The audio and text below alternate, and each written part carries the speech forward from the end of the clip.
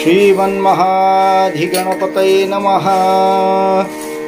श्री सरस्वत्ये नमः। श्री गुरुभ्यो नमः। नेत्री दोन हिरे प्रकाश पसरे अत्यंत ते साजिरे, माथा शेंदूर पाझरे वरीवरी दुर्वांकुरांचे तुरे, माझे चित्तविरे मनोरथ पुरे देखोनी चिंता हरे, गोसावी सुत वासुदेव कविरे त्या मोरयाला स्मरे, मोरया मोरया मी वाळताने तुझीच सेवा करू काय जाणे, अपराध माझे कोट्यानुकोटी मोरेश्वरा बा तू घाल पोटी, वक्रतुंड महाकाय सूर्यकोटी समप्रभ निर्विघ्नं कुरु मे देव सर्वकार्येषु सर्वदा, या कुंदेन्दु तुषारहार धवला या शुभ्रवस्त्रान्वृता, या वीणावरदण्डमण्डितकरा या श्वेतपद्मासना, या ब्रह्माच्युत शंकर प्रभुदिभिर्देवे सदा वन्दिता, सा मां पातु सरस्वती भगवती निःशेषजाड्यापहा, लोकाभिरामं रणरङ्गधीरं राजीवनेत्रं रघुवंशनाथं, कारुण्यरूपं करुणाकरन्तं श्रीरामचन्द्रं शरणं प्रपद्ये, जगाच्या कल्याणा सतत झटती जे त्रिभुवनी, मूजा साष्टांगे दैवत असे नारद मुनी, आम्हाला शक्ती द्या बुद्धी प्रभूचे गान करण्या, कृपा दृष्टी ठेवा कीर्तनिया रंग भरण्या, नारद महाराज की जय। जय जय रघुवीर समर्थ, श्रोता वक्ता श्रीराम समर्थ, जय जय रघुवीर समर्थ। श्रोते हो, जय श्रीराम। आपण ज्ञानेश्वरीच्या अर्जुन विषाद योग यावर माऊली ज्ञानदेवांनी श्री ज्ञानेश्वरांनी निवृत्तीनाथांचे परम शिष्य असणाऱ्या ज्ञानेश्वरांनी गीतेवर केलेलं भाष्य, गीतेवर केलेली टीका, त्यातील अध्याय पहिला अर्जुन विषाद योग यातील काही ओळी सुरुवातीच्याच त्यावर आपण आज यथाशक्ती यथामती प्रकाश टाकणार आहोत।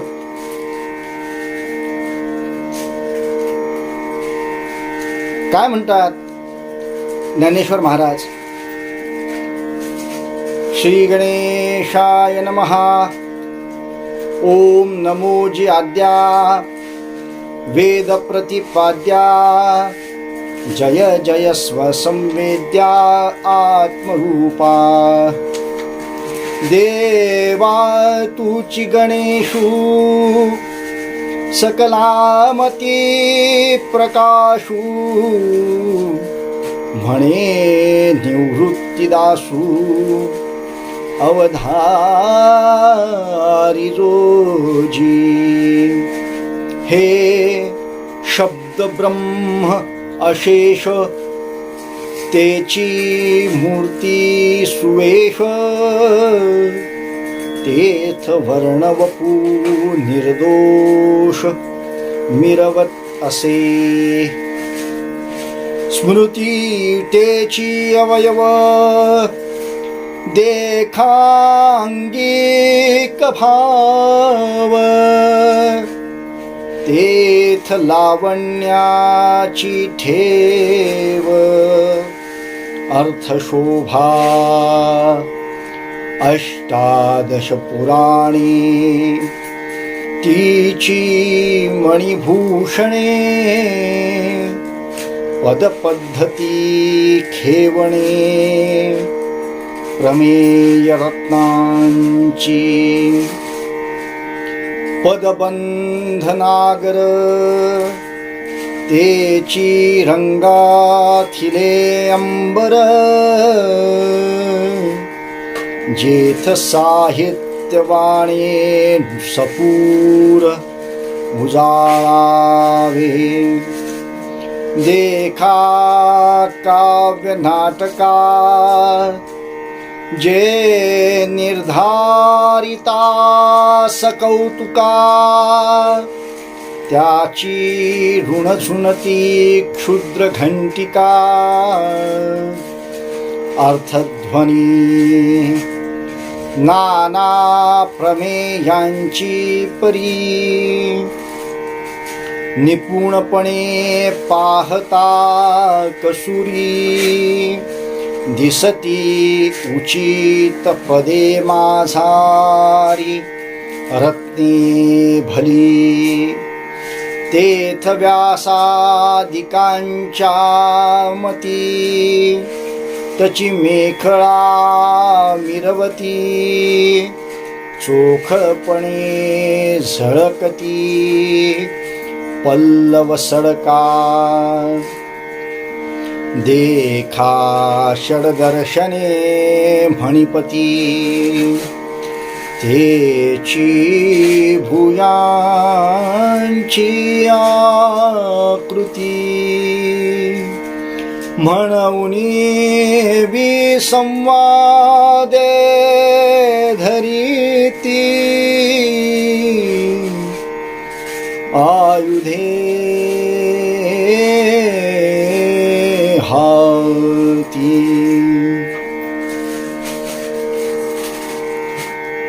श्रोते हो, या ज्ञानेश्वरी मधील, ज्याला भावार्थ दीपिका असं सुद्धा म्हणतात, या गीतेवरील टीका ग्रंथातील अर्जुन विषाद या योगाची सुरुवात करताना माऊली ज्ञानेश्वरांनी सुरुवातीला या म्हटलेल्या 10 ओळी, सुरुवातीला आलेल्या या 10 ओळीत सुरुवातीच्या जवळपास 80 पर्यंतच्या ज्या ओळी आहेत त्या या ग्रंथाची प्रस्तावना आहे असं म्हणायला काही हरकत नाही. मग त्याच्यात मंगलाचरण आलं, अजून ग्रंथाबद्दल काय काय विशेष आहे ते त्याच्यात आलं. अशा सगळ्या गोष्टींचा उहापोह ज्ञानेश्वर माऊलींनी सुरुवातीच्या भागात केलेला आहे. आणि मग त्याच्यानंतर गीतेचा एक श्लोक आणि त्या श्लोकावर केलेली टीका, मग ती 10-10, 12-12, कुठे कुठे 15-15 अशा ओळ्यांमध्ये आहे एका श्लोकावर केलेली.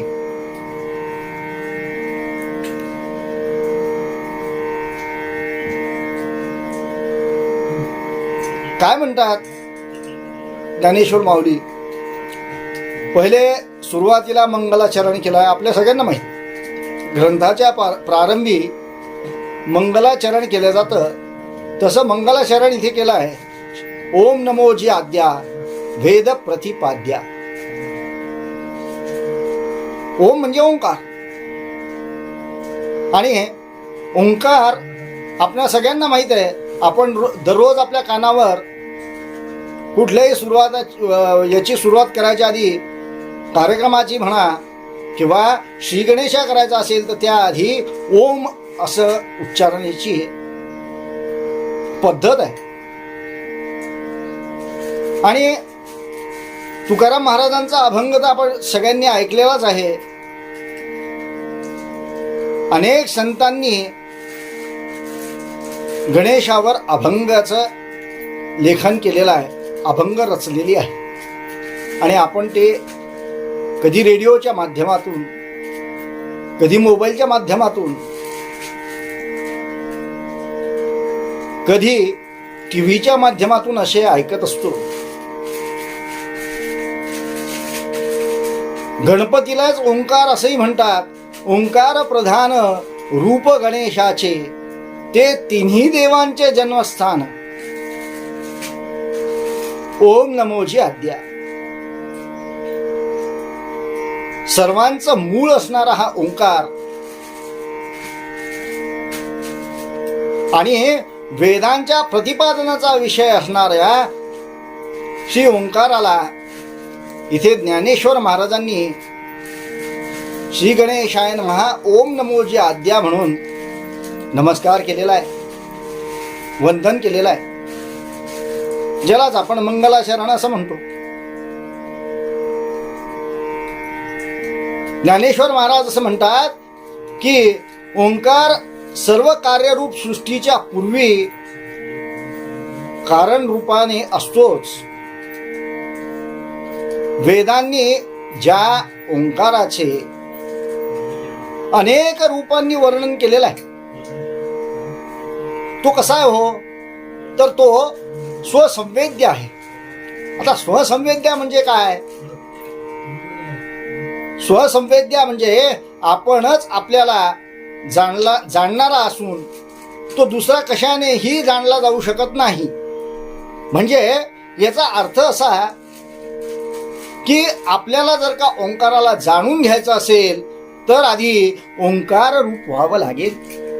हा त्याचा अर्थ की आपण ओंकार रूप झालो की मग आपल्याला ओंकार काय ते कळेल. कारण का बरं, तर तो स्वसंवेद्य आहे आणि तो स्वसंवेद्य असल्यामुळे तो जाणायचा जर असेल तर तो स्वतःला स्वतःनीच जाणला जातो. म्हणजे जर का तुम्हाला प्रवीण जोशीला जाणायचं असेल तर तुम्हाला प्रवीण जोशी व्हावं लागेल, साधा साधा अर्थ आहे. किंवा कोणत्याही एखाद्या व्यक्तीला जाणायचं असेल तर त्या व्यक्ती आपल्याला आधी व्हावं लागेल. म्हणजे मग ती व्यक्ती काय आहे हे जसं आपल्याला कळेल तसंच ओंकार कळण्यासाठी आधी ओंकार व्हावं लागेल, ओंकार स्वरूप व्हावं लागेल. कारण तो स्वसंवेद्य आहे. म्हणून मंगलाचरण म्हणजे तरी काय हो? मंगलाचरण म्हणजे भगवंताची, ज्या भगवंतानी या सृष्टीची निर्मिती केली आहे त्या भगवंताची स्तुती आहे. त्या भगवंताची स्तुती करण्याचा शिष्ट संप्रदाय आहे. ग्रंथाच्या प्रारंभी मंगलाचरण करण्याची एक पद्धत आहे, तो प्रघात आहे, तो शिष्टाचार आहे. त्याला शिष्ट संप्रदाय असं सुद्धा म्हणतात. आता नेमकं आपण उपहासात्मक अर्थाने शिष्ट हा शब्द उपहासात्मक शब्दाने वापरतो की एखादा जर आपल्यासोबत आला, ओळखीचा साधारण ओळखवाला असणारा, आणि तो आपल्याशी एखाद्या कार्यक्रमामध्ये समजा बोलला नाही तर आपल्या मनात येऊन जातो तो जास्त शिष्ट आहे म्हणून. पण शिष्ट कोणाला म्हणावं, तर जे लोक वेदादी वैदिक वाङ्मयाला प्रमाण मानतात अशा सगळ्या लोकांना शिष्ट असं म्हटलं जातं. आणि अशा शिष्ट संप्रदायाला अनुसरून ज्ञानेश्वर माऊलींनी सुरुवातीला हे मंगलाचरण केलेलं आहे. आता मंगलाचरणाचे सुद्धा 3 प्रकार आहेत. पहिला प्रकार जर आपण विचारात घेतला तर तो आहे वस्तुनिर्देश रूप मंगलाचरण. दुसरा जो आहे तो आहे नमस्कार रूप मंगलाचरण. आणि तिसरा जो प्रकार आहे मंगलाचरणाचा तो आहे आशीर्वाद रूप मंगलाचरण. तर गंमत अशी आहे पहा की परमेश्वर वस्तू ही अत्यंत मंगल रूप आहे. त्याच्यामुळे कोणत्याही ग्रंथाची सुरुवात करत असताना त्या ग्रंथाच्या आरंभी केवळ परमेश्वर वस्तूचा निर्देशच केलेला आपल्याला दिसतो. हा निर्देश म्हणजेच वस्तू निर्देश रूप मंगलाचरण. आता याच्यातही 2 प्रकार आहेत. एक सगुण वस्तू निर्देश रूप मंगलाचरण आणि दुसरं निर्गुण वस्तू निर्देशरूप मंगलाचरण. याचे दोन प्रकार आहेत.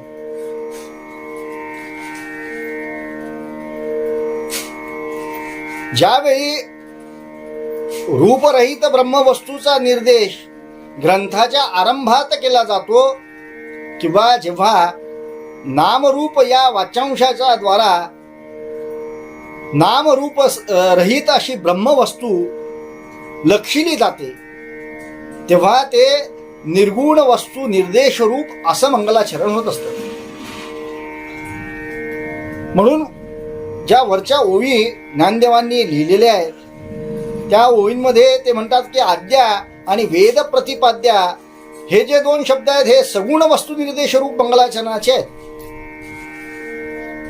आणि नंतरचे आलेले स्व म्हणजे त्याच्यासोबतच आलेले स्वसंवेद्या आणि आत्मरूपा हे जे दोन शब्द आहेत, या दोन शब्दांच्या द्वारे निर्गुण वस्तू निर्देशरूप मंगलाचरण त्यांनी केलेलं आहे. निर्गुण ब्रह्मवस्तू ही नामरूपरहित कशी आहे, ती अत्यंत सूक्ष्म आहेच आणि शिवाय बुद्ध्यादिकांच्या पलीकडे असल्यामुळे ती ग्रहण करण्यासाठी बुद्ध्यादिक वृत्ती चालत नाही. म्हणून ज्याप्रमाणे अत्यंत सूक्ष्म असा अरुंधतीचा तारा तो ज्या वेळेला दाखवायचा असतो त्यावेळेला त्याच्या बरोबर बाजूला असणारा मोठा वशिष्ठांचा तारा जो आहे तो दाखवावा लागतो, त्याप्रमाणेच नामरूपरहित निर्गुण ब्रह्मवस्तू ही अत्यंत सूक्ष्म आहे. ती किती सूक्ष्म आहे हो, ती आकाशापेक्षा सूक्ष्म आहे. आणि ती सूक्ष्म वस्तू साक्षात्काराकरता शास्त्राने स्थूल अशा ओंकाराला या ब्रह्मवस्तूचे वाचक नाव ठरवलेलं आहे. ओंकाराला या सूक्ष्म वस्तूचं वाचक नाव ठरवलेलं आहे. आणि म्हणून या ओंकाराच्या ठिकाणी ब्रह्मभावना दृढ करून पुढे जेव्हा ओंकार अनुच्चारित म्हणजे न उच्चारलेला होतो तेव्हा जीव ब्रह्मस्वरूप होतो. तेव्हा जीव ब्रह्मस्वरूप होतो. ओंकाराश्च शब्दश्च द्वावेती ब्रह्मणा पुरा कंठम भित्वा मिल्यातो तस्मान मांगलिका बुभो. ही जी स्मृती आहे ही ओंकार आणि अथ हे दोन शब्द ब्रह्मदेवाच्या कंठातून बाहेर पडले असं सांगते. त्यामुळे हे दोन्ही शब्द स्वभावता म्हणजे निर्माण होतानाच ते मंगलकारक असेच आहेत. आणि ओंकार याप्रमाणेच ओंकार हा शब्द जो आहे हा परमेश्वराचा वाचक आहे आणि शिवाय तो मंगलकारक आहे. त्यामुळे या ठिकाणी माऊलींनी ओंकाराद्वारा सगुण आणि निर्गुण परब्रह्माचं एकत्रित असं मंगलाचरण केलेलं आहे.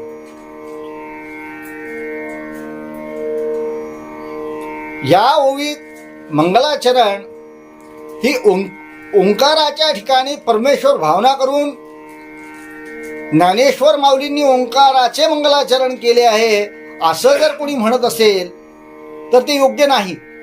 कारण ओंकार हा परमेश्वराचे मंगलकारक नाव आहे आणि ज्या मंगलकारक ओंकाराच्या नुसत्या उच्चाराने परमेश्वराचे मंगल होऊ शकते त्या मंगलकारक शब्दाचेच मंगलाचरण कसे केले जाणार. परमात्मा भावाने ओंकाराचे मंगलाचरण आजतागायत कोणत्याही ग्रंथकाराने केलेले नाही आणि तसे करण्याची आवश्यकताही नाही. कारण ओंकार हा स्थूल आहे आणि परब्रह्म हे आकाशापेक्षाही सूक्ष्म आहे. साक्षात्काराचे दोन प्रकार आहेत, एक आहे परोक्ष आणि एक आहे अपरोक्ष. परब्रह्म आणि ओंकार. परब्रह्म हे सूक्ष्म आहे आणि ओंकार हे स्थूल आहे.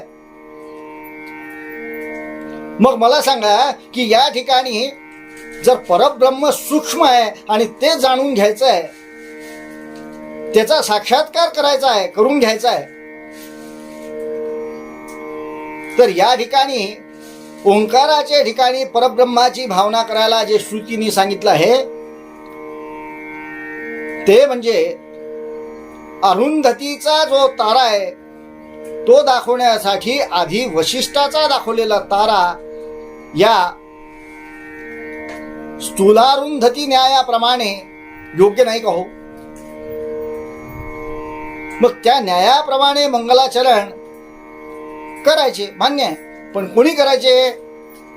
कारण ओंकाराच्या ठिकाणी परब्रह्माची भावना करण्याची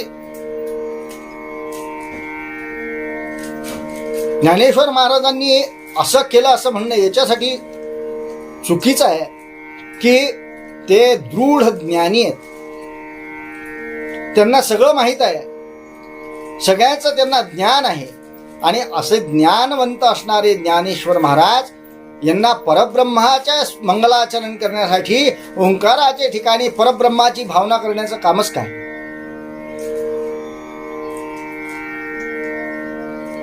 परमेश्वराचा अपरोक्ष साक्षात्कार नसला तरी परमेश्वर आहे इतके परोक्ष ज्ञान जरी असले तर ओंकाराच्या ठिकाणी ब्रह्मभावना करण्याचे कामच राहणार नाही. आणि ती भावना करण्याचं याच्यासाठी काम नाही राहत की फक्त परोक्ष ज्ञान की भगवंत आहे. एखादा अज्ञानी सुद्धा परब्रह्माचे मंगलाचरण करू शकेल. आता व्यावहारिक जीवनामध्ये आपण अपरोक्ष आणि परोक्ष या शब्दामध्ये नेहमी गल्लत करतो. अपरोक्ष याचा अर्थ असा आहे, आध्यात्मिक याचा अर्थ असा आहे, अपरोक्ष म्हणजे आपल्या डोळे देखत. पण नेमका त्याचा उलटा अर्थ आपण लौकिक जीवनामध्ये करतो. माझ्या अपरोक्ष असा शब्द प्रयोग आपण करतो. माझ्या अपरोक्ष म्हणजे माझ्या माघारी असं, अशा अर्थाने तो प्रयोग करतो. पण तो चुकीचा आहे. मग ज्ञानेश्वर महाराज हे ज्ञानियांचे राजे आहेत. ते परब्रह्माच्या ठिकाणी ओंकाराची भावना करून मंगलाचरण कशाला करतील?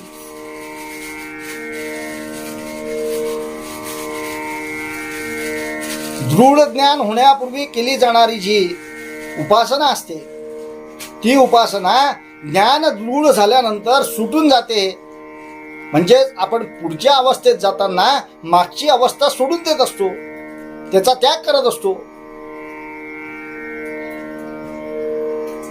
मग ज्ञानेश्वर महाराज तर दृढ ज्ञानी आहेत आणि त्यांनी ओम नमो जी आज्ञा या ओळीने साक्षात परमेश्वराचेच सगुण निर्गुण वस्तू रूप निर्देश रूप मंगलाचरण केलेले आहे. त्याच्यात त्यांनी ओंकाराच्या ठिकाणी परब्रह्माची भावना करून वगैरे असं मंगलाचरण केलेलं नाही. प्रत्येक कार्याला उपादान आणि निमित्त अशी दोन कारणं असतात.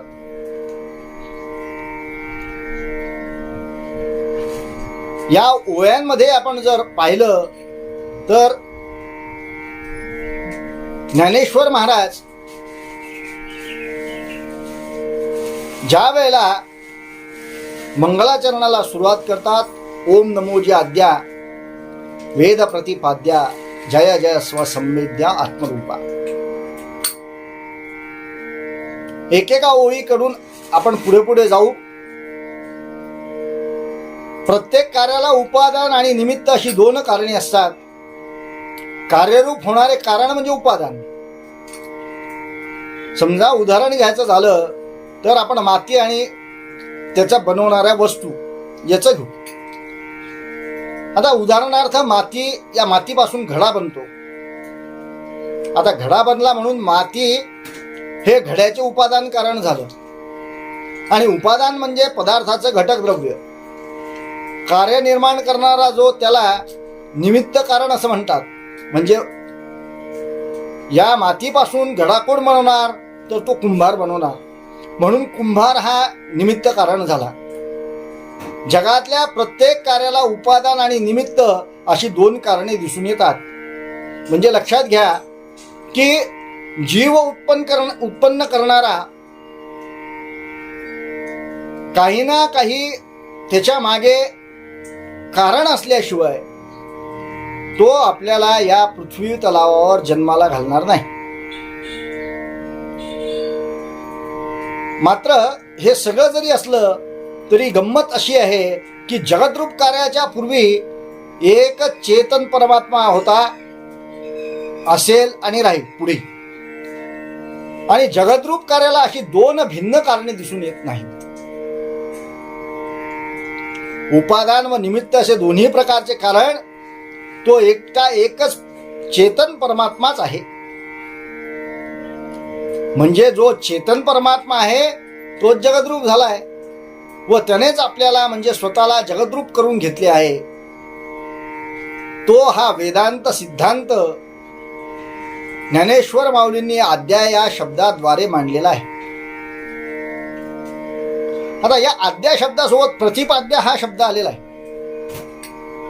वेदाने ज्याचे वर्णन केले आहे असा परमात्मा वेदादी वाङ्मयात कर्म, कर्मकर्ता जीव, स्वर्गाधिक भोगस्थाने, भोग इत्यादिकांचे वर्णन आलेले असले तरी त्या सर्व नामरूपांनी केवळ आणि केवळ एका परमेश्वराचेच वर्णन केले गेले आहे.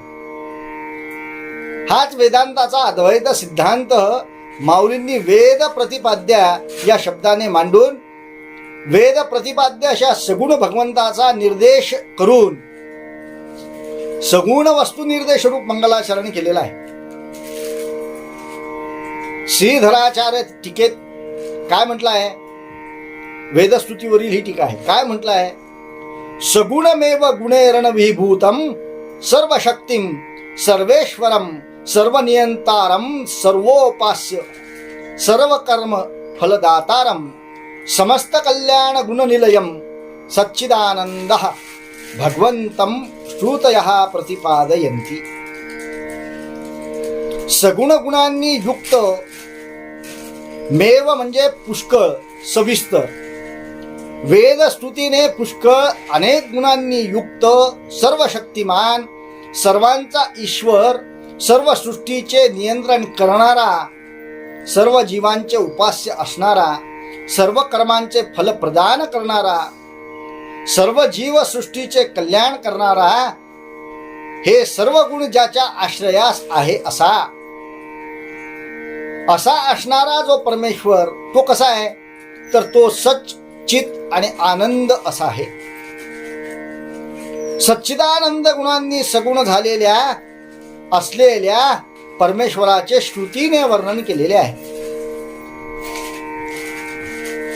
अपरिमेय भगो परिमितैश्वर्य नहि अन्येषामिव देशकालादि परिच्छिन्नम तवाष्टगुणित मैश्वर्यमपि तु परिपूर्ण स्वरूपानुबंधित्वाद परिमितमित्यर्थः. परमेश्वराचे षड्गुणैश्वर्य इतरांप्रमाणे मर्यादित नाहीत.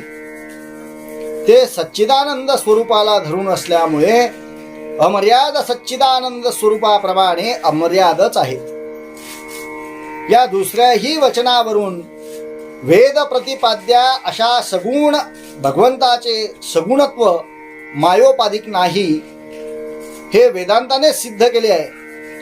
कारण जेवढे मायोपाधिक असते तेवढे मर्यादित असते व जेवढे आत्मस्वरूपाप्रमाणे अमर्याद आहे तेवढे सर्व मायोपाधी वर्जित असे असते, असा वेदांताचा सिद्धांत आहे. स्वसंवेद्या म्हणजे आपण पूर्वी पाहिलाच की स्वसंवेद्या म्हणजे आपणच आपल्याला जाणला जाणारा असा आत्मस्वरूप, ज्ञानस्वरूप. आणि तो जर जाणायचा असेल तर फक्त ज्ञानरूप वृत्तीने जाणला जातो. अज्ञानिकांना तो जाणला जात नाही. हाच वेदांताचा सिद्धांत श्री ज्ञानेश्वर महाराज आपल्या अनुभवामृतात प्रतिपादित करतात आणि भावार्थ दीपिकेमध्ये स्वसंवेद्या शब्दाने मांडतात. वास्तविक पाहता वेदांनी प्रतिपादित केलेला आणि सृष्टीच्या पूर्वी असणारा, सृष्टीचे कारण ओंकाराचा वाच्य असणारा आणि आपणच आपल्याला जाणला जाणारा स्वसंवेद्या, तो कोण आहे असा प्रश्न निर्माण होतो. साधकाच्या मनात निर्माण होणाऱ्या प्रश्नाला उत्तर देण्यासाठीच तर स्वसंवेद्या हा याची फोड ज्ञानेश्वर महाराजांनी या ठिकाणी केलेली आहे.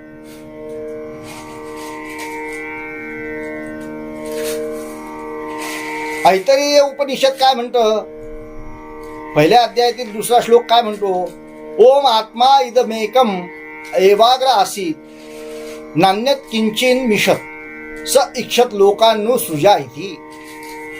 या सृष्टीच्या पूर्वी जगत हे कसं होतं हो, तर आत्मस्वरूप होतं. म्हणजे एक गोष्ट स्पष्ट झाली की जगताच्या पूर्वी आत्मा होता. काही जण आत्मा ही संकल्पना मानायलाच तयार नसतात, पण जगताच्या पूर्वी आत्म्याचं अस्तित्व होतं आणि जगताच्या नंतरही आत्म्याचं अस्तित्व राहणार आहे.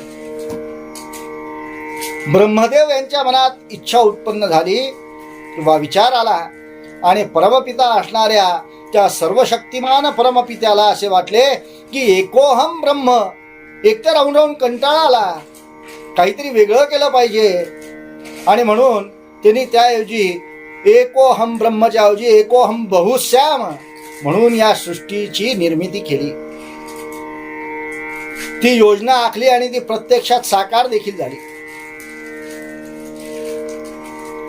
सर्व जगाला अधिष्ठानभूत असलेले चेतन म्हणजेच परमात्मा, तो प्रत्येक देहाच्या ठिकाणी अधिष्ठानभूत असलेले चेतन जो आत्मा त्याहून भिन्न नसणारच कसा राहील, तो एकच आहे. मग आपण जी भक्ती करतो लक्षात घ्या, ती त्या परमेश्वराची करण्यासाठी आपल्या सद्गुरूंना शरण जातो. आणि सद्गुरू काय करतात हो, आपल्या आत्मपटलाच्या ठिकाणी त्या आत्मपटलावर काय लिहिलेलं आहे, ते कसं आहे याची जाणीव आपल्याला करून देतात. आत्मस्वरूपाची आत्मस्वरूपाची जाणीव करून देतात. म्हणजेच काय की त्या परमात्म शक्तीशी आपलं संधान साधून देतात. आणि आपलं संधान जर परमात्मा शक्तीशी साधून देतात, याचाच अर्थ आपण त्या अवस्थेला पोचलेली भक्ती किंवा आपले सद्गुरूंची जी अवस्था आहे, जो अधिकार आहे, तो अधिकार म्हणजे आत्मस्वरूपच नाही का. आत्मस्वरूप ही भक्तीची अतिउच्चतम अशी पातळी आहे. कारण ज्यावेळी परमात्म्या परमपित्याला जाणण्याच्या उद्देशाने साधना करणारा साधक न कळत आनंद विभोर अवस्थेत असताना आत्मरूप होऊन जन्माचं प्रयोजन काय याचा शोध घेतो, म्हणजेच तो आपल्यातील चैतन्य शक्ती आणि परमपित्याची असलेली चैतन्य शक्ती याचा संवाद साधतो, याची संधी करत असतो. म्हणजे स्वसंवेद आणि आत्मरूप या शब्दाचा आपल्याला सरळतेने अर्थ कळेल. पुढच्या ओळींमध्ये देवा तूची गणेशू सकलार्थमती प्रकाशू म्हणे निवृत्ती दासू अवधारी जोजी. अवधारी जोजी म्हणजे लक्षपूर्वक ऐका किंवा लक्ष द्या. ज्ञानेश्वर महाराज एवढे ज्ञानियांचे राजे असणारे, पण प्रत्येक वेळेला सद्गुरूंचं स्मरण केल्याशिवाय पुढे जात नाहीत. कारण मृत्यू लोकाच्या ठिकाणी परमेश्वराच्या नंतर परमेश्वर म्हणून तो जो अधिकार संपन्न जर कोणी असेल तर तो सद्गुरू आहे. म्हणून सद्गुरू मृत्यू टाळू शकतात, सद्गुरू भोग दूर करू शकतात, त्या भोगातून तुम्हाला आराम देऊ शकतात, सद्गुरू करू शकतात. हे भगवंतानंतर सद्गुरूंनाच हा अधिकार आहे.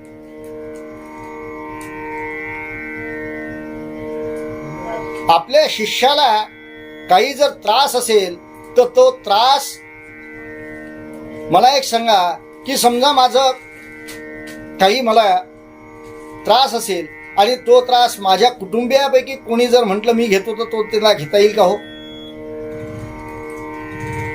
तो त्याला घेता येणं शक्य नाही.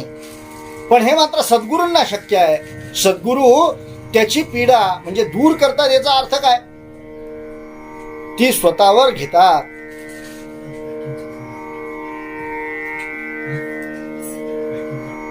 म्हणून प्रत्येक वेळेला ज्ञानदेव एवढे ज्ञानियांचे राजे असणारे, दृढ ज्ञान असणारे, ते प्रत्येक वेळेला आपले सद्गुरू असणारे निवृत्तीनाथ यांचा आठव केल्याशिवाय, यांना स्मरण केल्याशिवाय, यांना वंदन केल्याशिवाय वारंवार, आणि ते त्यांना म्हणतात आहे की मी बालक टीका करताय. गीतेचा एवढा मोठा, गीतेवर टीका करण्याचा लोकांपर्यंत समजण्यासाठी म्हणून या ग्रंथासाठी सुरुवात केली आहे, या कार्याला सुरुवात केली आहे, प्रारंभ केला आहे. हा सद्गुरुनाथ आपल्या कृपेमुळेच केला आहे. तरी सुद्धा मी आपल्याला विनंती करतो की आपण याकडे लक्ष द्या की मी कुठे चुकत तर नाही आहे ना, याचं मार्गदर्शन करा. कारण माझ्यासाठी सगळी सृष्टी जी आहे ही गुरुरूपच आहे, तुम्हीच आहे. देवा तूची गणेशू सकलार्थ मती प्रकाशू. सगळ्या जगाच्या मतीला म्हणजे बुद्ध्यांना, बुद्धिजीवांना प्रकाश देण्याचं काम करणाऱ्या हे गणेशा, तू म्हणजे माझ्यासाठी माझे सद्गुरूच आहेस. आणि माझे सद्गुरू म्हणजे माझ्यासाठी श्री गणेशच आहेत.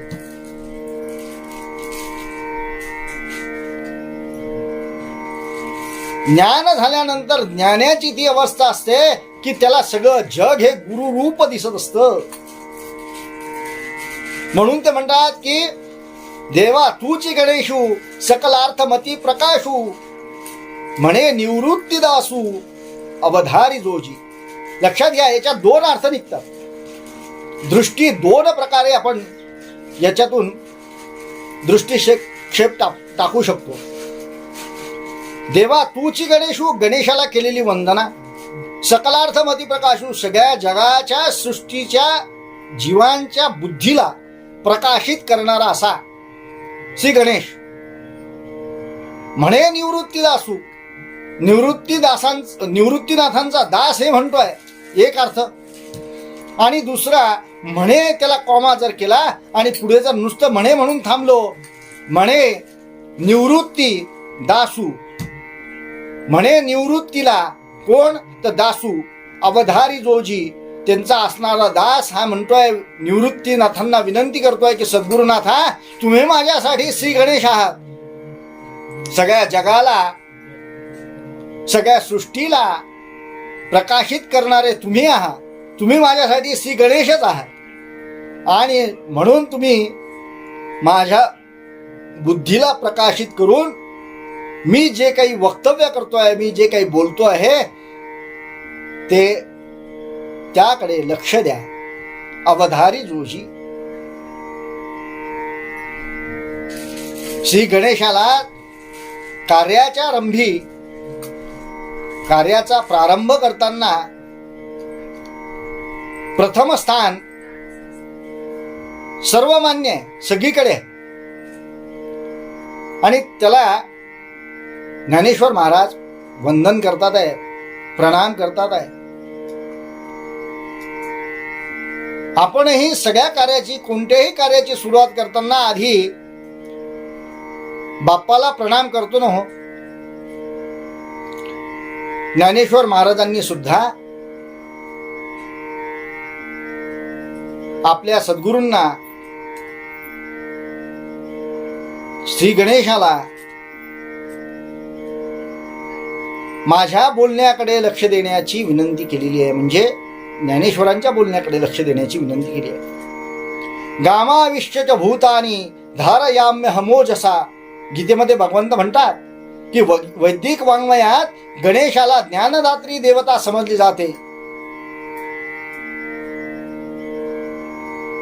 या सर्व शक्तीच्या ठिकाणी, या सर्व देवतांच्या ठिकाणी जो शक्तीचा उद्बोध दिसून येतो, तो सर्व माझ्याच शक्तीचा उद्बोध आहे असं या गामाविश्यच भूतानी धारयाम्य हमोजसा या श्लोकामध्ये भगवंतांनी सांगितलेलं आहे.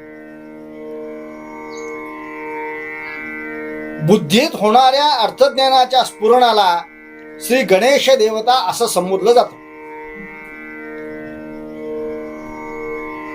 आता बाकीच्या ज्या पुढच्या ओळ्या आहेत, या ओळ्यांमध्ये ज्ञानेश्वर महाराजांनी श्री गणेशाचे जे वर्णन केलं आहे, त्यांच्या अवयवांचे वर्णन, त्यांच्या भोवती असणारे, त्यांच्या शरीरावर असणारे त्यांनी परिधान केलेले वस्त्र, त्यांनी परिधान केलेले अलंकार, त्यांच्या मुकुटावर असणारे रत्ने, मेखला, पायामध्ये असणारी रुणझुण वाजणारी नुपुर, हातामध्ये असणारे शस्त्र, या सगळ्यांचं वर्णन ज्ञानेश्वर महाराजांनी पुढच्या या ओव्यांमध्ये केलेलं आहे. काय कसं केलं आहे हो वर्णन? गणपतीची उत्तम सजवलेली मूर्ती, अलंकारिक अशी मूर्ती म्हणजे काय आहे तर संपूर्ण वेद आहे. वेदस्वरूप असणारी ही मूर्ती, महाराज असं म्हणतात की गणपतीची सजवलेली मूर्ती म्हणजे वेदच आहेत. त्या मूर्तीच्या ठिकाणी निर्दोष वर्णरूपी शरीराचे सौंदर्य शोभून राहिलेलं आहे.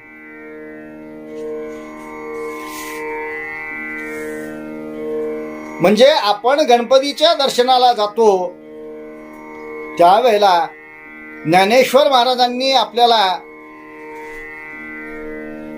गणपती बाप्पाला आपण विघ्नहर्ता म्हणून नमस्कार करताना एक अजून दृष्टी प्रदान केलेली आहे की नुसतं गणपती बाप्पाचं शरीर, सोन, वेगवेगळ्या हातामध्ये असणारे आयुध, शरीरावर असणारे वस्त्र, शरीरावर असणारे अलंकार, या अलंकाराला सुशोभित करण्याचं साधन म्हणून पाहू नका. तर गणेशाचे अवयव म्हणजे मन्वादिकांची स्मृती आहेत.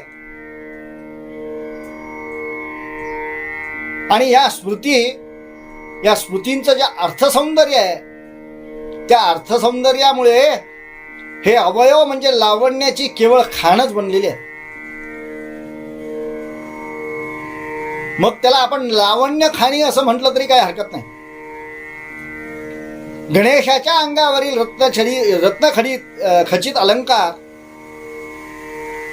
म्हणजे त्यामध्ये प्रतिपादिलेले तत्वे, ही तत्व म्हणजेच त्याच्या अंगावर असणारे सगळे हिरे, माणक, असे रत्न जे आहेत ते आहेत. शब्दांची छंदोबद्ध असणारी रचना ही त्या रत्नांची कोंदण आहेत. म्हणजे ज्याच्यामध्ये ते रत्न बसवली असतात त्याला कोंदण असं शब्द प्रयोग करतात.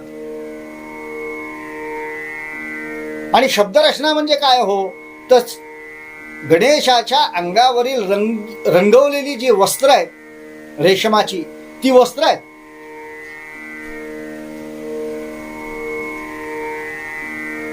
आणि त्या वस्त्राचा जो पोत आहे, तलम आहे, चकचकीत असणारा तो पोत, ते म्हणजे शब्दरचनेतील अलंकार आहेत.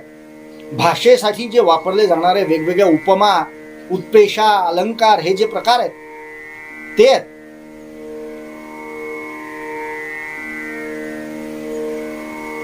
गणपतीच्या ज्या अलंकारामध्ये जी विविध रत्ने जडलेली आहेत, ती रत्ने म्हणजे काय हो तर प्रमेय आहे. प्रमेय म्हणजे ज्ञान, प्रमेय म्हणजे तात्पर्य, प्रमेय म्हणजे सारांश, प्रमेय म्हणजे सिद्ध करण्याची गोष्ट. आणि प्रमेय म्हणजे प्रमाणांनी सिद्ध करण्याचा विषय. पुढे महाराज खेवणे हा शब्द वापरतात. खेवणे याचा अर्थ काय हो तर याचा अर्थ जडणे. हा जो सिद्ध करण्याचा विषय म्हणजे ज्ञान आहे, हे कशाच्या स्वरूपात आहे तर पदपद्धती खेवणे प्रमेय रत्नांची. गणेशाची उत्तम रेखीव वेश. आपण आज या ठिकाणी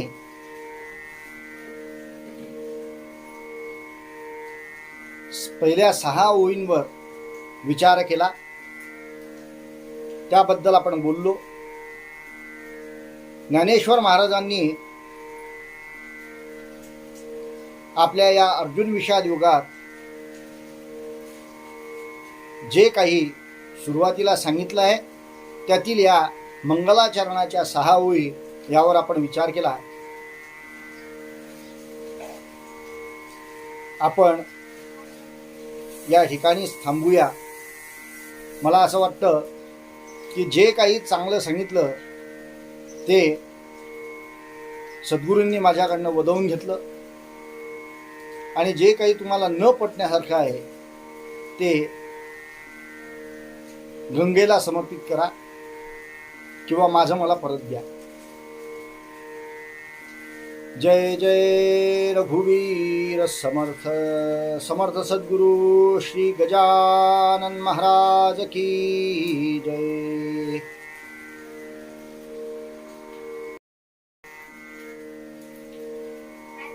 आपण आज या ठिकाणी